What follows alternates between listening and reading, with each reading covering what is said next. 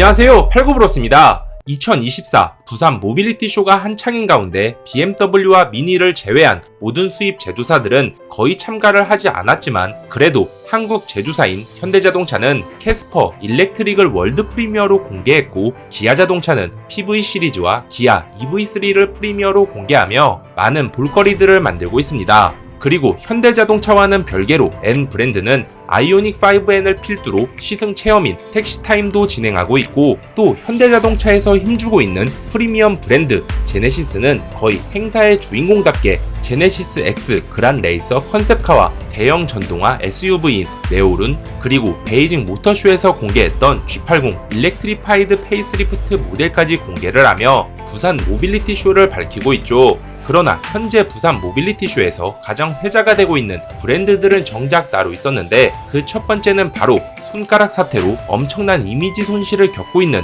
르노코리아고, 또 다른 한 곳은 국산 슈퍼카를 만든다는 어울림입니다. 먼저 르노 사태 같은 경우에는 다른 유튜브 채널에서도 많이 다뤄서 알고 계실 텐데, 이에 대한 저의 개인적인 생각은 가뜩이나 수입차 시장에서 입지가 좋지 않은 르노가 진짜 회사에 사활을 걸어 마치 손오공이 원기옥을 모으듯 엄청난 금액과 인력 그리고 시간을 투자하면서 브랜드 전체를 개편해 대망의 부산 모빌리티 쇼에서 대규모 부스까지 설치해가며 르노의 오로라 프로젝트 중 그 첫 번째인 그랑 콜레오스를 성공적으로 진행했어야 하지만, 한 집단의 잘못된 행동으로 차량 개발자부터 차량을 만드는 현장직들까지 모든 관련 관계자들이 오롯이 피해를 다 받아야 하는 현 상황이 참으로 안타까운 것 같네요. 그래서 르노는 현 상황을 잘 대처해 부디 생계가 걸려있는 누군가의 아버지이자 남편, 형, 동생과 같은 관련 없는 사람들의 피해를 빠른 시일 내에 최소화시킨다면 좋을 것 같습니다. 그 다음 르노보다는 덜 회자가 되고 있지만 역시나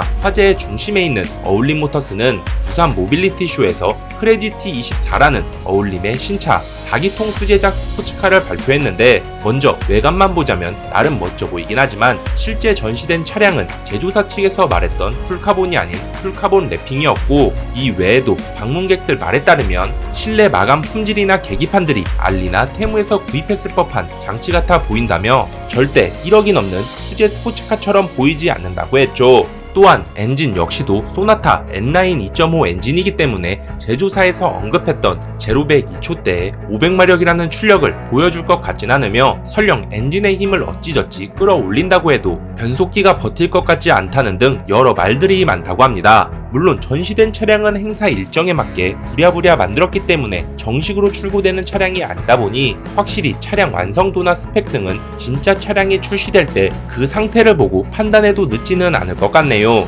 그런데 차량 재원 외에도 크레지티 24에서 가장 문제가 되고 있는 부분은 정작 따로 있었는데, 그건 바로 차량을 발표하는 순간에 언급되었던 계약 조건이었고, 이 계약 조건에 대해 간단히 설명을 해보면 구매자는 차량 계약금으로 최소 차량 가액의 30%를 지불해야 하며, 차량이 출고되는 순서는 먼저 계약한 순서가 아닌 계약금을 더 많이 납부한 순서대로 차량 순번이 배정된다는 것입니다. 예를 들어 A라는 사람이 가장 처음으로 30% 계약금을 선납하고 차량 순번을 1번으로 기다리고 있을 때, 차량이 다 완성되어가는 시점에 B라는 인물이 갑자기 차량 대금을 완납해버린다면 순번을 뒤집어서 B에게 먼저 출고를 해준다는 놀라운 계약 방식이라는 것이죠. 물론 어울림 측은 이에 대한 답변으로 회사 규모가 작다 보니 커스텀 방식으로 주문 제작되는 차량이 만약 취소가 된다면 막대한 손해가 발생하기 때문에라는 이유를 내놓긴 했는데, 뭔가 제 상식적인 생각으로는 절대 이해가 안 가는 부분들이긴 하지만, 혹시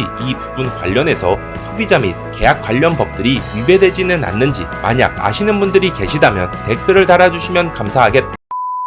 추가로 지금 회자가 되고 있는 어울림 크레지티 덕분인지 몰라도 예전 제가 올렸던 어울림 모터스 스피라에 대한 거의 모든 것이라는 영상에도 많은 댓글들이 달리고 있는데, 그 영상에서도 설명을 했듯 태초의 스피라는 김한철 대표와 최지선 부부가 운영하던 프로토 디자인에 이어 프로토 모터스 사람들이 만들어냈던 것이고, 그 프로토 모터스는 IMF를 겪으며 스피라를 양산하던 시점에 끝내 경영 악화로 2007년 어울림 정보기술에 인수가 되어 어울림 모터스가 되었던 것이죠. 이후 어울림 모터스는 스피라를 양산해 회사가 성장했어야 할 시점에 어울림 네트워크스가 여러가지 문제로 검찰 조사를 받으며 상장 폐지 위기까지 몰리게 되었고, 그래서 당시 어울림모터스의 핵심 인물들은 회사를 떠나게 되면서 스피라의 아버지였던 김한철 사장과 최지선 대표 역시도 회사를 나와 현재 카니발 위에 카니발을 만든다는 노블클라세를 운영한다고 하네요. 다시 돌아와 현재 어울림모터스는 태초에 스피라를 만들던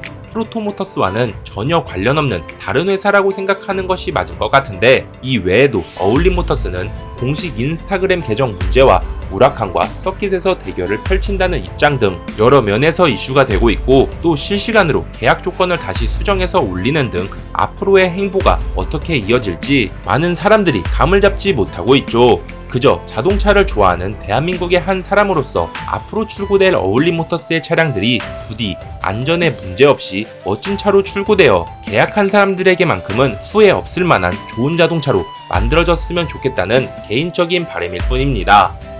원래 이번 영상은 2024 부산 모빌리티 쇼가 진행되는 시점에 업로드가 되었어야 하지만 개인적 이유로 업로드가 늦어졌는데, 현재 업데이트된 어울림모터스의 인스타그램을 보자면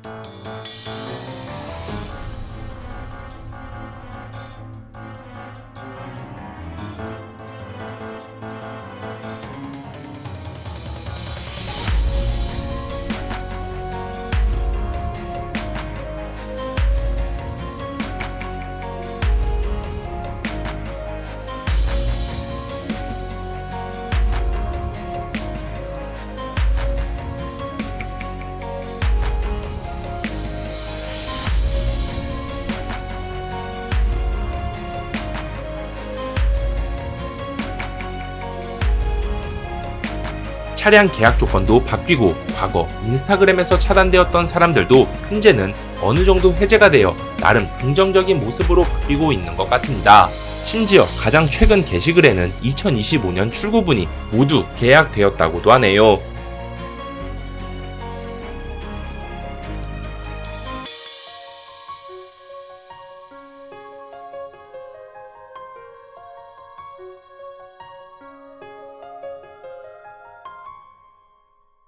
오늘의 정보는 어떠셨나요? 재밌게 보셨다면 좋아요와 구독 부탁드리겠습니다. 끝.